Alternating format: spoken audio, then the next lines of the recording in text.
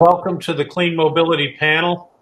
My name is Bill Bohnett, and I'm joined by four esteemed panelists. We're going to start with an initial 5-minute presentation from each of you.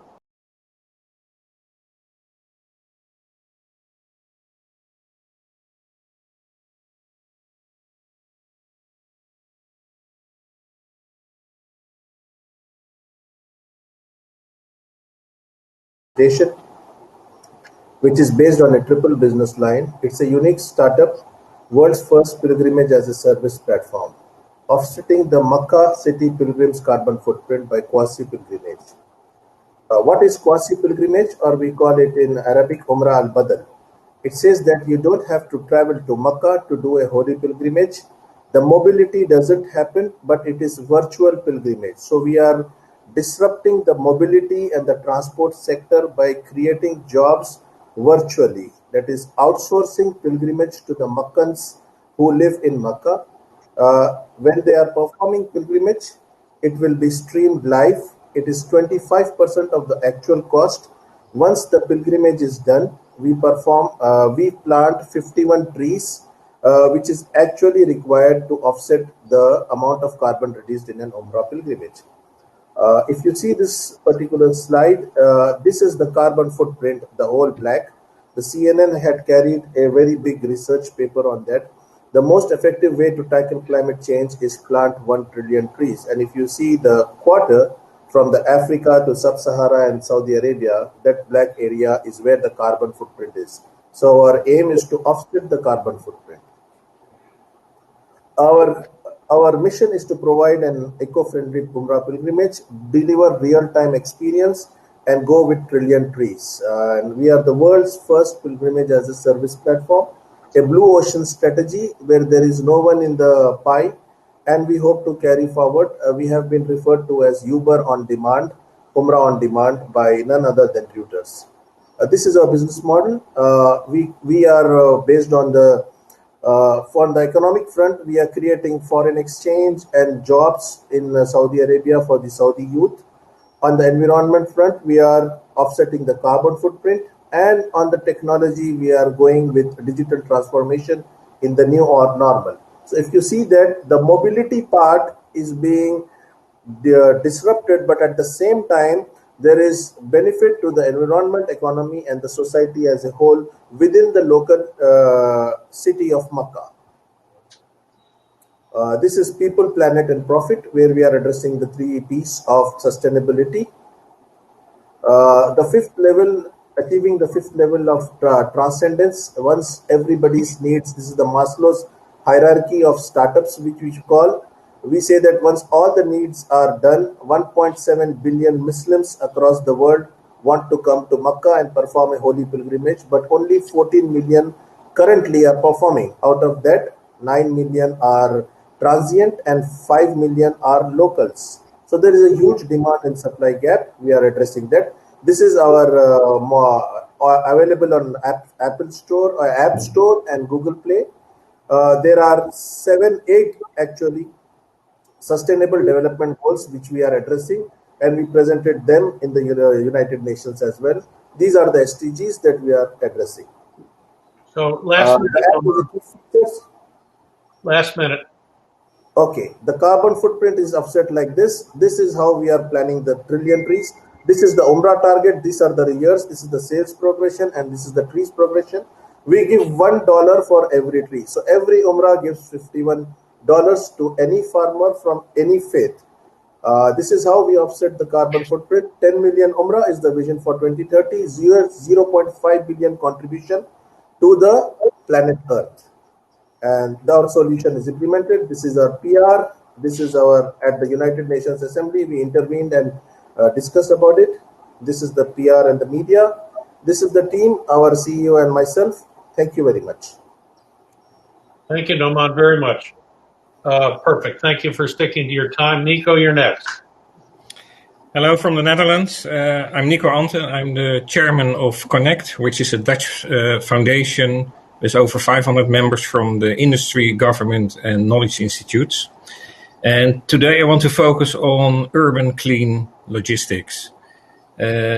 the 40 biggest cities in the Netherlands has decided together that in 2025, that's already in 4 years, the city centers in our cities should be totally emission-free, which is quite a challenge. And it is real public-private collaboration, which is the key driver to achieve this. And the way in trying to achieve this is innovation. So imagine that you create hubs at the edge of the cities and that you combine the freight towards the customer or the shop.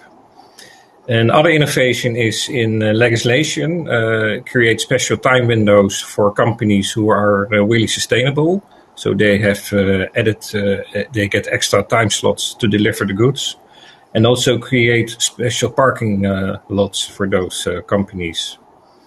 The third one is in technology. And of course, a zero-emission light commercial vehicle is the solution, what we are waiting for. They're already there. But with the zero-emission vehicle, also some challenges come. I will address that soon. And the last, how we want to achieve is behavioral change of the customer. All the web shops are competing in, order now and you get it delivered tomorrow or even tonight. But there's, in a lot of cases, no need to have the good that soon. And the moment you give the opportunity to companies to organize and plan their operations in a better way, they can do it more sustainable. It sounds good, and we're working hard to achieve it, but we also get challenges. The typical Dutch city is densely built, and the power grid is based from its origin in a hierarchical way. And there's a lot of renewable energy, so you need a two-way energy grid, which is not there right now, and it will cost a lot of money to create that. Because the vehicles need power to charge their batteries.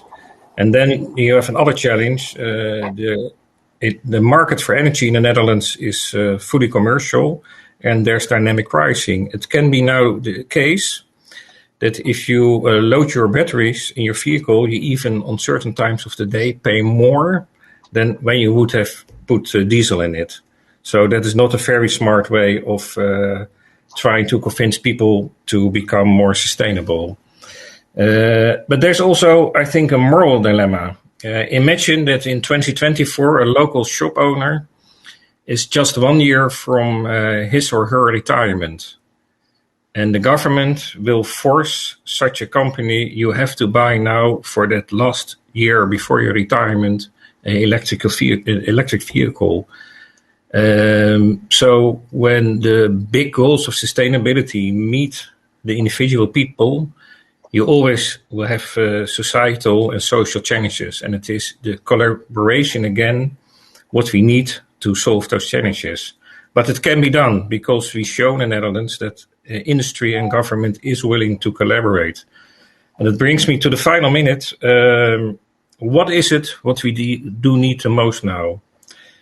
What we all need together is to leave our own bubble and to let go of our own stakes and really start the next phase of collaboration, because making cities clean, save the health of the people, improve the welfare and improve the well-being can only be achieved by true public-private collaboration. And I'm very happy to share with you other ideas to achieve this. Thank you. Thank you very much, Nico, and thank you for sticking to your time. Richard? You're welcome. Yeah, thank you, Bill. Hi, my name is Rich Godwin. I'm a venture partner in Starbridge Venture Capital based just outside of Chicago. And we've been looking at all sorts of different crossover technologies. We derive ourselves from the space industry initially because I used to work at SpaceX. And then we've been looking at space technologies, but also at the energy sector because space and energy go together very, very well. So because of that, we have a very refined and very broad, in some respects, spectrum of looking at new technologies. Because as Nico just said, there's this move towards carbon neutrality, But the fact is, you can't just put up enough electricity out there to charge all these cars and everything. We have issues such as, in London, people park on the sidewalk or in the middle of the street. How do you charge that car overnight? When you look at multiple residential buildings that have been around for years, these big high-rise plants, they have underground parking lots or parking lots that are next to them. Who's going to build the infrastructure to be able to charge those cars when you drive home and you plug your car in?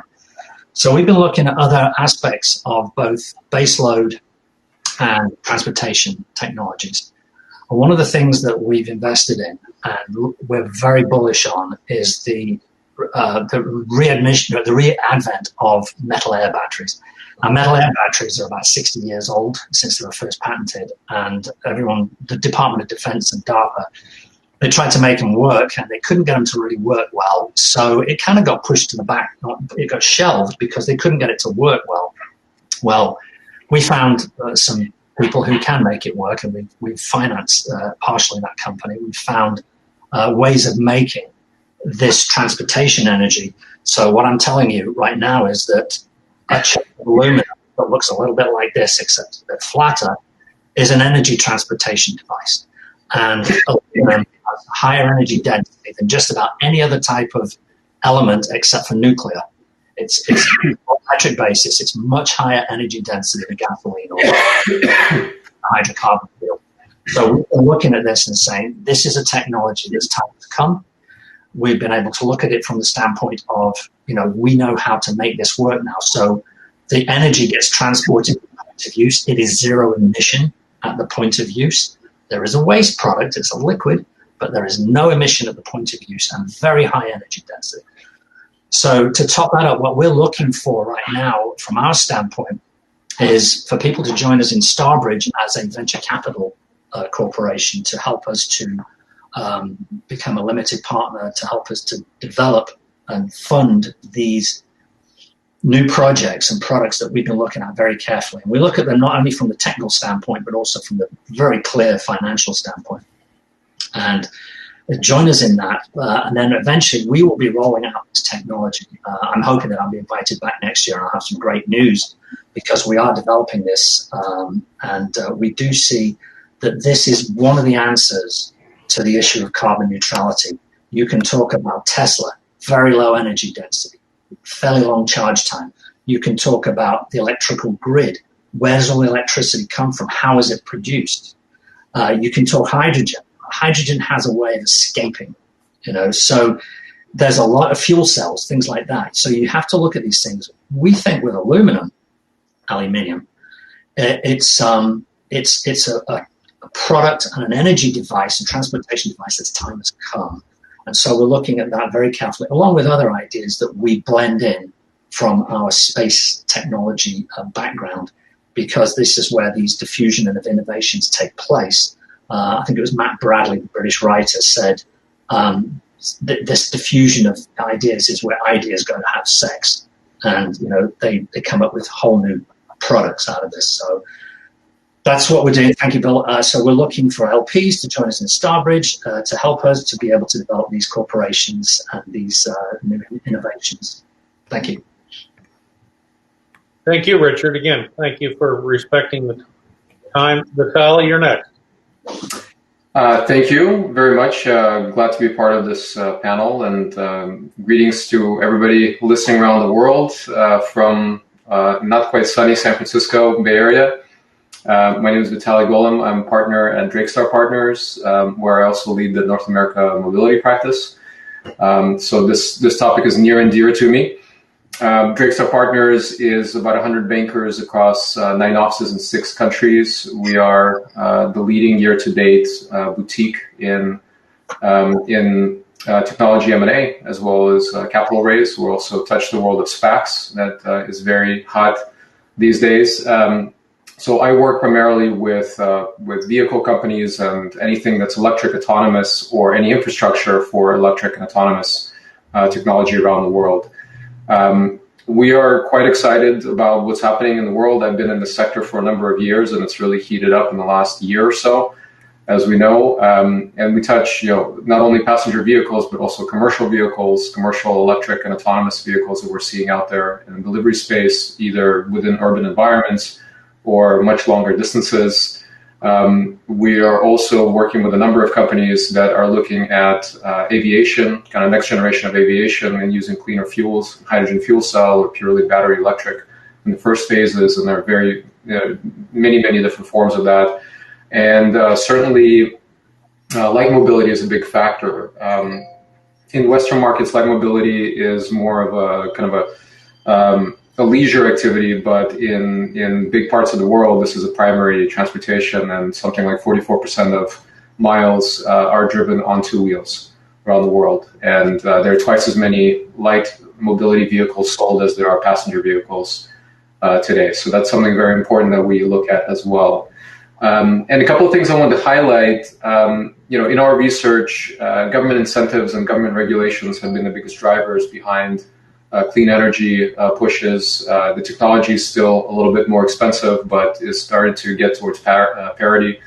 And as exciting as all the developments are and all the new companies that are in space, both in commercial and in passenger and other forms of transport, we're really only at about less than 3% of market penetration compared to internal combustion. So we have a very exciting decade ahead of us, decade and a half in this particular sector. We're very excited about the new administration in the U.S. and their very rightfully placed momentum behind clean energy and what that's going to do to the transportation sector. We are actually releasing our annual report on the advanced mobility industry, which covers electric, autonomous, both electric and autonomous parts of this puzzle. So if you're interested in that, please reach out to me. I can send you an advanced copy of it. It'll be coming out in a couple of weeks. And generally, I'm here to serve as a resource for you. If you have any questions in the space, we're very, very active in all of these areas. We work with companies from kind of venture growth stages all the way to public capital markets and anything in between. So thanks for the invite. Appreciate being here and looking forward to the conversation. Well, it was remarkably fruitful, and we've got about 26 minutes. I'm going to start this off, and I'd like to, when we posit a question, I'm going to open it up for everybody to quickly respond to, other than the initial answerer, if you have something on point. But we're going to try and stick to under 5 minutes on each question. Nico, the world is going to have a huge issue as adoption of EVs is going to be reasonably rapid. There's a lot of ferment. It's going to be an exciting 10 years, etc. Current generation internal combustion vehicles are lasting 10 to 15 years. So it's a global issue. It strikes me that it's going to take a hugely higher level of public awareness, engagement, not just in the Netherlands, but everywhere. I talked to a senior person the other day, said, oh yeah, we're going to ship all those vehicles to Africa. Well, the atmosphere doesn't care where that carbon comes from. If it comes from Africa, it's not going to solve a problem. So I'd like everybody very quickly to respond to Nico's conundrum on the persistence of gasoline-powered vehicles. Do we have any public policy solutions that we can help him with? Vitaly? Well, it's focusing more on the U.S. What's interesting is we're going to see a big catch-up process. As you saw on day one, Biden rejoined the Paris Climate Agreement, and I think you'll see quite a big kind of rapid move, excuse me, in the U.S. towards this. The second step, I think, within the first week was an announcement of converting all 645,000 fleet vehicles of the federal government in the U.S. Turning towards electric. You're going to see a lot more incentives coming in, and you're going to see a big rapid catch-up in the coming years here. So incentive, Nico, the problem for the retiree, I suppose if you make it attractive enough, anybody will make the switch. So it strikes me that government support, government subsidy, is going to be crucial to retiring a whole generation of gasoline-powered vehicles. Richard, is your technology anywhere near adoption on a wide enough scale that it can disintermediate the trajectory of what we're talking about here? What's your time frame? That's a good question, Bill. And I would say we're not ready for prime time yet. We have a lot of promise, and we've got a lot of funding. You know, we're not short of funding for this, and that's both private and public. To get back to what you asked Nico, in my mind, what I would like to do more than anything, if I lived in a city, I would like to use this as my transportation device. I would like to be able to just call up an automated electric vehicle whenever I needed to go anywhere, and it was there within a couple of minutes. It took me to the supermarket, I get my groceries, and I come back. That, I think, is a potential for coming into play in advanced economies and city centers, possibly more quickly than us having to lay out the electric grid to be able to charge everyone's car. Like I said, if you're parked on the sidewalk in London, how do you charge that car? And so our technology does allow for the negation of infrastructure, because my aluminum fuel, it's a fuel pod, it's a little disc of fuel, just like a saucepan, it's made of the same stuff, and I could deliver it to you by Amazon Prime overnight, provided you have our power system in your car. Now, that power system, eventually, we think will just about outperform internal combustion engines. So, yes, I think we can compete with internal combustion engine. Are we likely to go there because of the momentum that's got behind lithium ion? I don't know yet. I will say that aluminum is the second most prevalent metal in Earth's crust. It's much easier to find, and it's not geopolitically sensitive like lithium or cobalt is, having to mine it in the Congo. So I do see, it's what I call these wild cards. We all know the safe bets that are coming along. We all know what we have to do with the safe bets. But it's the wild cards that we're looking for and keeping an eye out to say, this dark horse that's over here, this could really come out of left field and be the game changer. And that's what I'm hoping we're doing by looking at these wild cards. But like I said, we're not quite ready for prime time. And I would still say that transition to automated Ubers, or whatever brand you want to use, to drive you around town in an automated electric vehicle, I think that's going to change the world more quickly than everybody having a Tesla. Can I make a small comment on this? Yeah. Bill? Is that okay? If you look at this idea, I call a car, and it's automated and self-driving. It is a possible solution.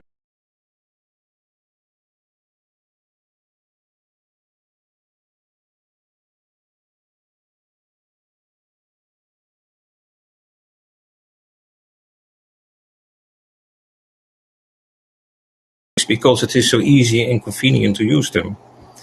But the space an automated self-driving car is consuming is much bigger than an old-fashioned car steered by a person, because it is not the physical space the car needs, but the safety and security around the car to make sure that it can intervene with bikers, pedestrians, other vehicles, public transport, is quite huge. So you will see that the city where you change all the transport to self-driving cars will have a less capacity than in an old-fashioned way. So I fully agree with you.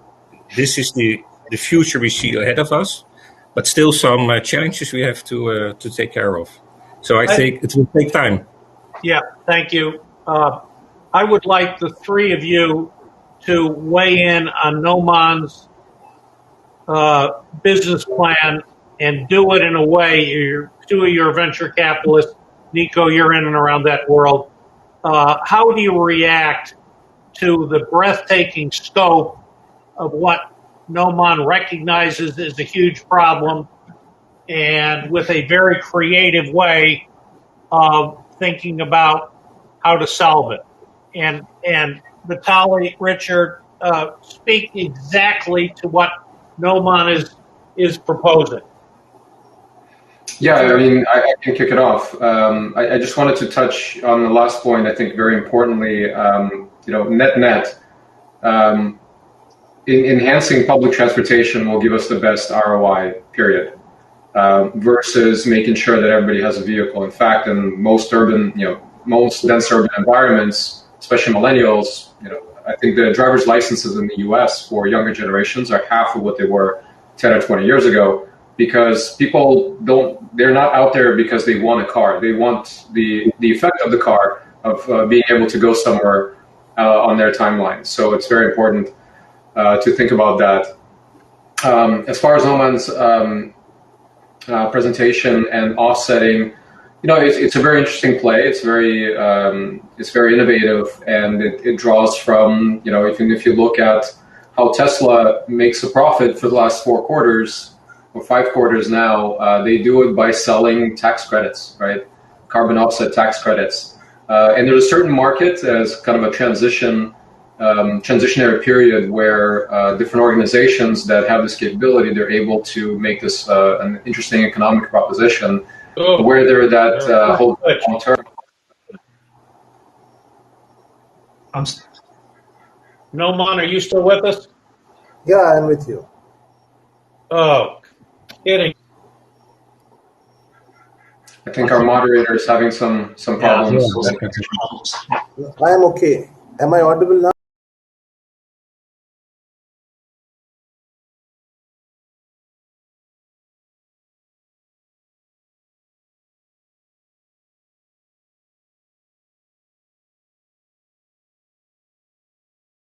Nico, any thoughts?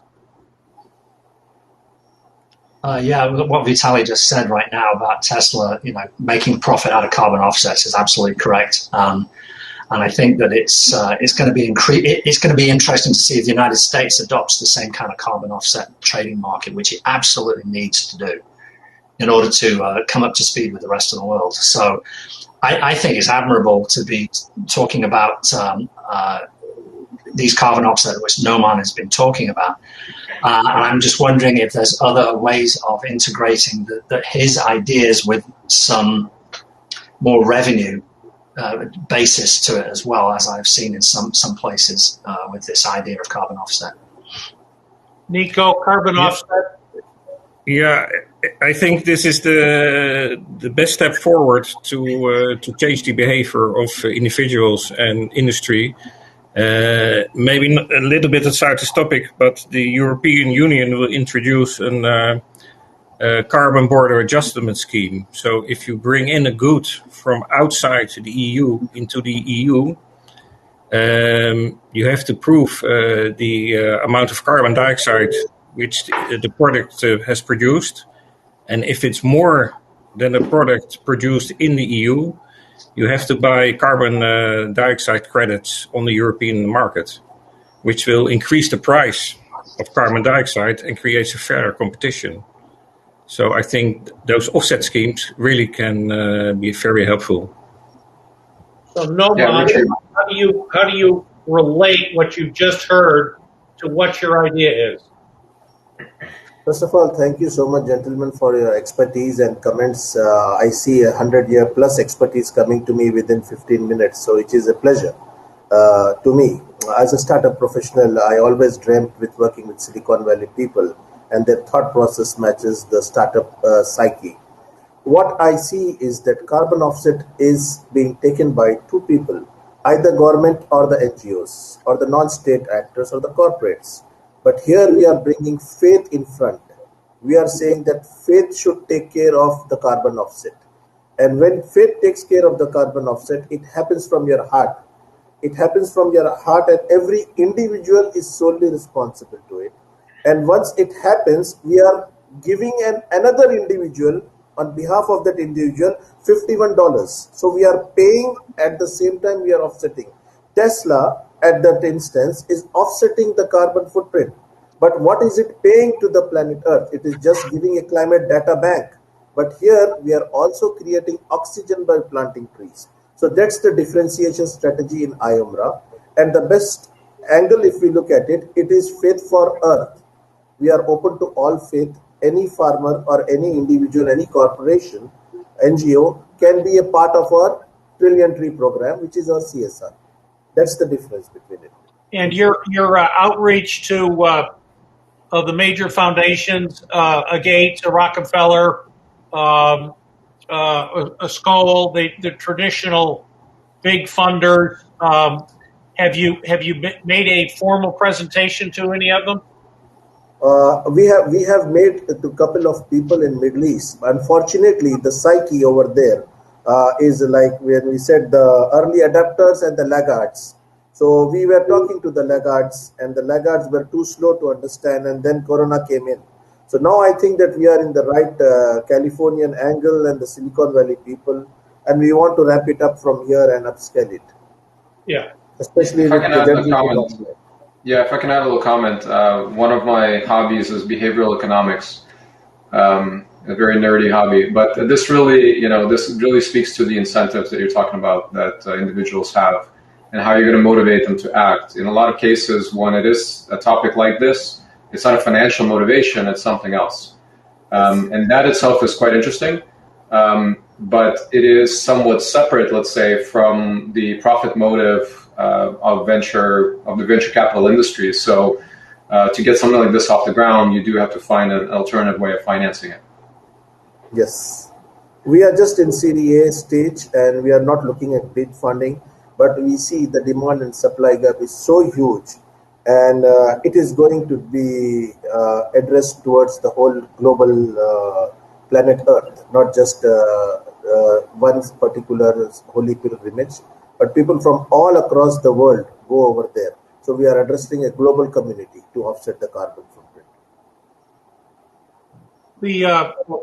The single biggest limitation of Horasis is it brings these brilliant people together, and then it proves to be very hard to follow up on a sustained basis with busyness and different agendas.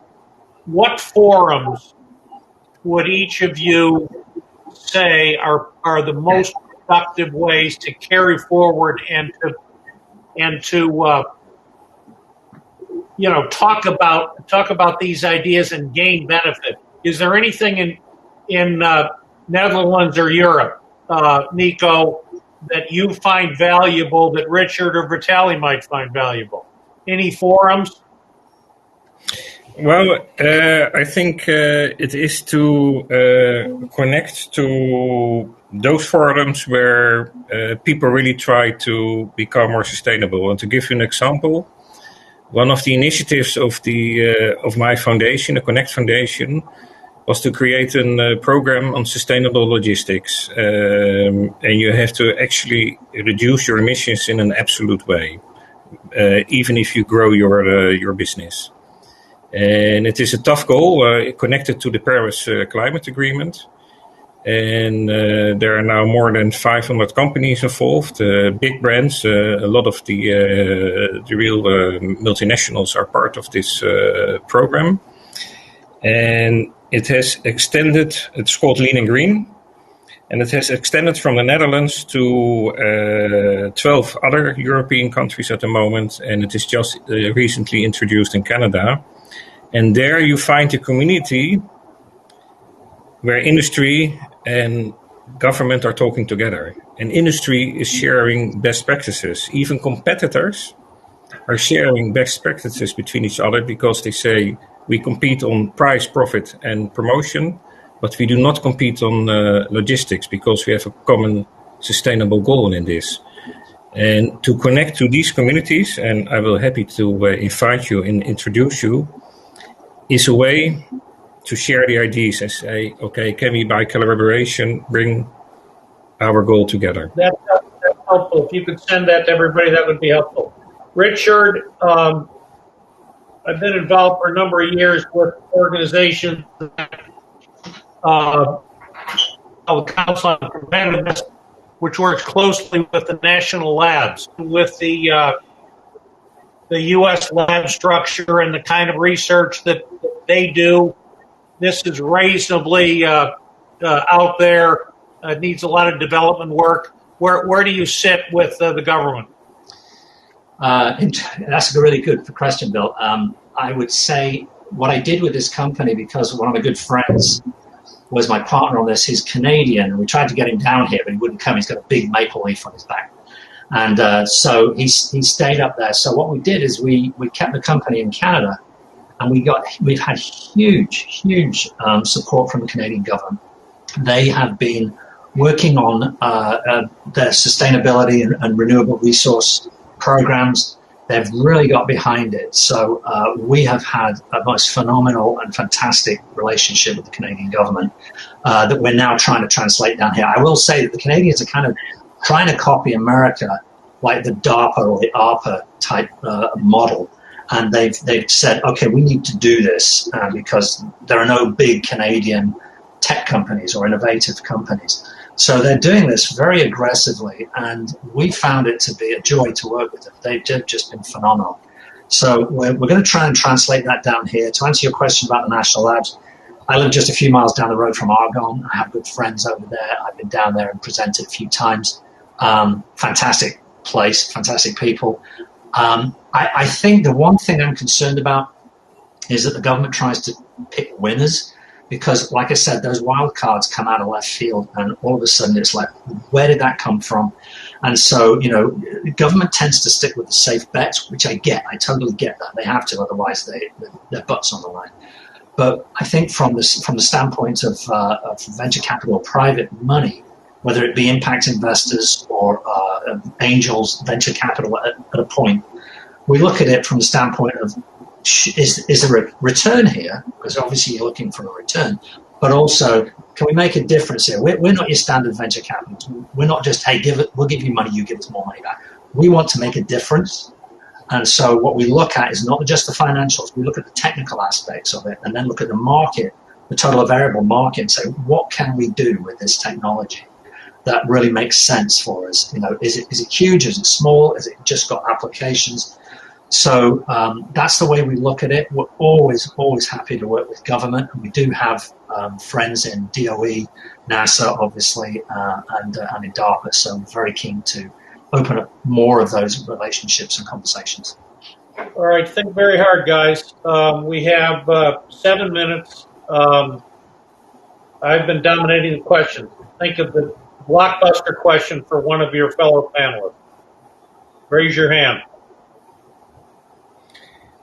Well, maybe you have some ideas in a challenge we have. What I sense is that on one hand, the government can help with subsidies to change behavior of companies, for example. But I sense that when it comes to sustainability, there's a lot of motivation in companies to invest for themselves. They don't need external money. Or they get it from a bank, but they don't need it from a government. But the challenge a company has, if they want to change into sustainability, is that they need a certainty that they do not invest in the wrong technology. So, for example, when they, for the next year, invest in biodiesel, and the next year the government is saying, no, we changed to hydrogen, it is not working. So how can you make the policy where the technology is developing to sustainable in itself in a way that it will not change in 2 or 3 years? That is a challenge, I think. Vitaly, technology moving so fast, hydrogen is with us now. What's your reaction? Yeah, I mean, we have to kind of bracket a little bit.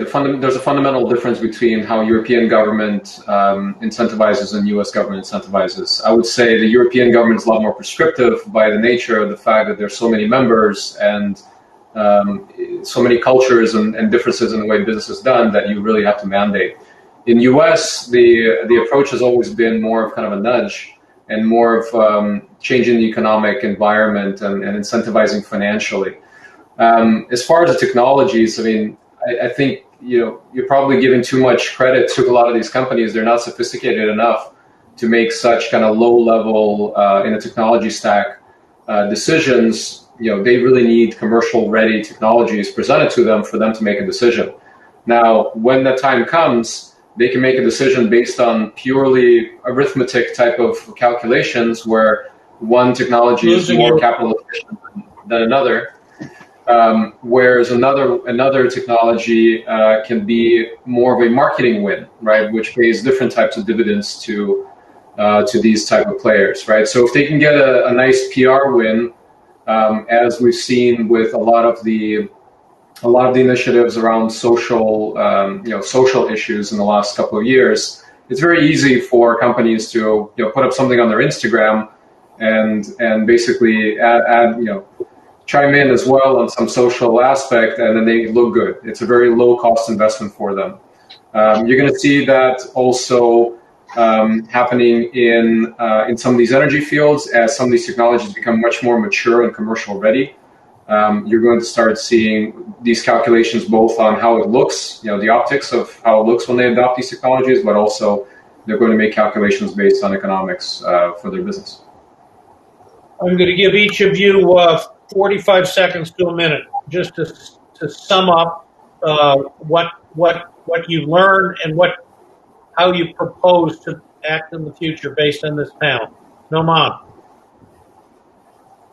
Yeah, it was a great session, and I had a very good interaction with gentlemen, especially from the space side of it and the startup side of it. And I look forward to contribute to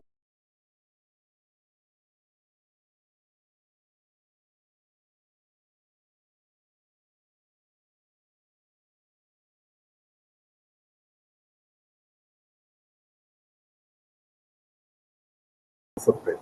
Thank you very much, Nomaan. Nico.